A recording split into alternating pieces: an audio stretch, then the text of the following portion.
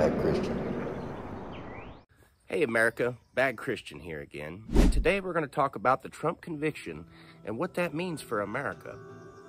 Now, one of the things that I found interesting about the Trump conviction is it was 34 accounts on one hush money case.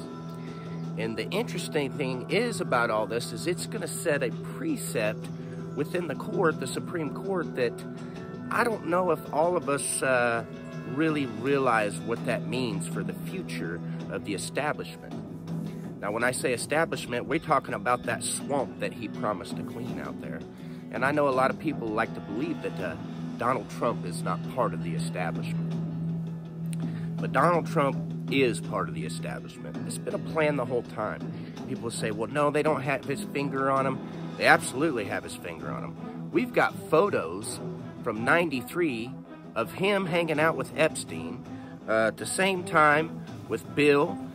When the Epstein case came up, we found that there was we were all worried about who was on the client list, but nobody, left or right, really made a big deal out of the fact that Donald Trump and Bill Clinton were one of the biggest things talked about within that case. All 400 and some odd pages of that document that we had to go through to find that stuff.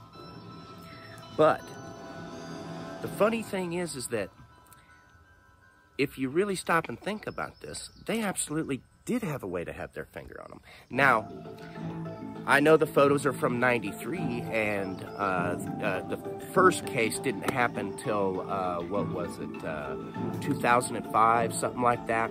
And it carried on to, what, 2008 or something? I don't know the dates exactly, but so there was this interaction that happened with Epstein early on. They obviously knew something was going on back then, okay? And then it just kind of got shuffled under the rug and nobody really worried about it. Well, then you've got Bill Clinton and Donald Trump been friends their whole lives. Guys, Hillary Clinton and Bill Clinton were at Trump's wedding, all right? Some will say that Trump and Hillary are cousins. I don't know if that's true or not. It makes sense if you look at early pictures of Hillary Clinton and you look at the same age as Ivana Trump. They look a lot alike, like they could be related. Now, I don't know for sure, but it does seem a little bit interesting to me, as I like to say.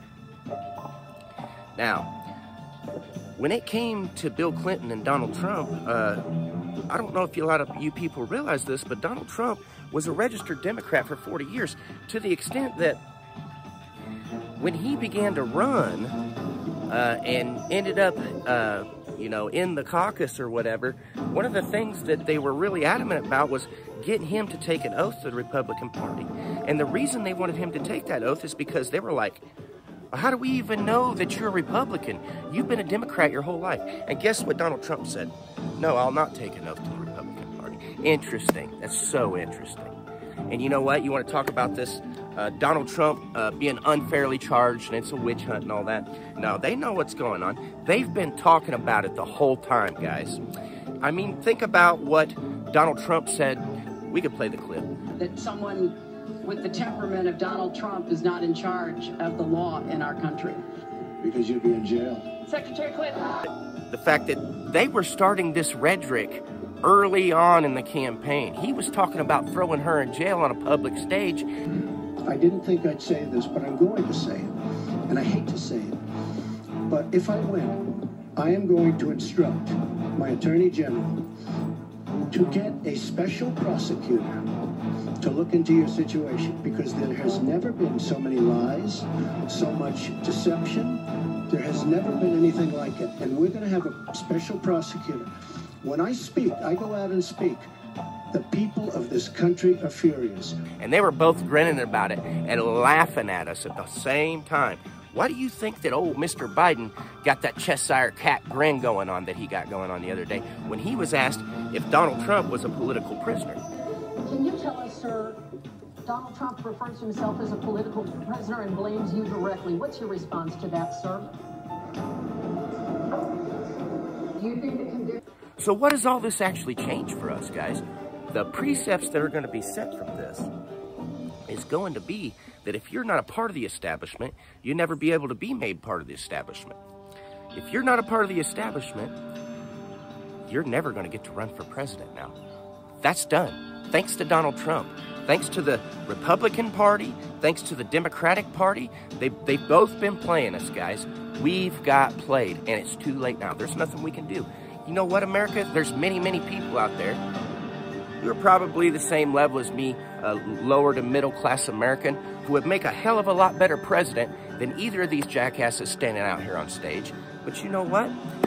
Even if he was to go out here and get a following of people and get them to stand up and say, you know what? We want to hire a real average American, somebody that's never been rich their whole life, somebody that knows something about what the average American needs, somebody who's actually a patriot, you know, like actually served, actually knows their way around a gun, you know. We don't have to post their head on a picture of Rambo to pretend that they support the Second Amendment, you know, like a real person. If one of you real people is going to stand up and think that you're going to go in there and run for any particular office, kiss that goodbye, because it ain't going to happen. Because you know what they're going to do? Because of these 34 charges that he was convicted on? Do you know what they're going to do? They're going to say, oh, well, you've got campaign money. And you've got campaign money sitting over here. You've got your own money sitting over here.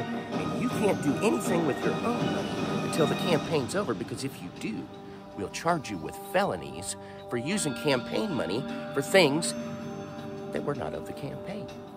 And so that's why I bring it, oh, this is about the hush money case, the hush. But this is not about hush money, guys. This has nothing to do with hush money. This has to do with appropriating campaign funds and making it impossible for future people who would not agree with the establishment to be under their rule and do what they want to do. So they'll have the opportunity and the option later on to force charges and weaponize the DOJ, just like Donald Trump's been telling you the whole time. Everything he's been telling you is true. Yes, it's all rigged. Yes, it's all rigged. Yes, this is all a scam. But guess what? He's in on it. He's in on it. And why would he be in on it? Oh, they don't got no reason to have their thumb on him. Don't forget about old Epstein. Don't forget about Bill Clinton. I mean, you literally had Bill Clinton at the golf outing 48 hours before Donald Trump announced that he was running for president, shaking hands with Donald Trump. Bill Clinton, Donald Trump, shaking hands and saying, and this was the moment, and if you go do your research, you'll find it. Everybody likes to do the research anyway, that Donald Trump and Bill Clinton asked Donald Trump to run against his wife, whom they were both all friends and familiar with. And then all of a sudden, they come out of the woodwork, and Donald Trump and Hillary Clinton acting like they hate each other, acting like they're going to stand on stage and they're going to scream and argue and they can't stand one another. That's awful interesting, because you guys have been friends your whole life. Okay? And look at the kind of trash that both of these people are hanging out. Okay? The McMahons and the Trumps, they've been 2-3 generations friends, guys. This thing is elitist, and they're all part of it. And if you make the mistake to believe that Donald Trump is not part of that establishment, you've been fooled. But it doesn't matter at this point. It doesn't matter. And the reason it doesn't matter is because the establishment's got the seat sealed. And there's nothing that us plain old Americans can do from here on out. There will never be another honest man in the seat of presidency. There will never be an honest woman in the seat of the presidency. It will not happen. It cannot happen. It's been sealed. It's locked down. We're screwed, guys. So get ready for the ride, because you know what? They just keep tightening the chain on us, guys. And there's nothing we can do to stop it, because they've had control over us the whole time. This has all been planned.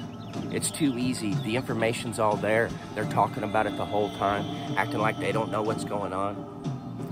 The whole system's corrupted, and the people that are in it are corrupted.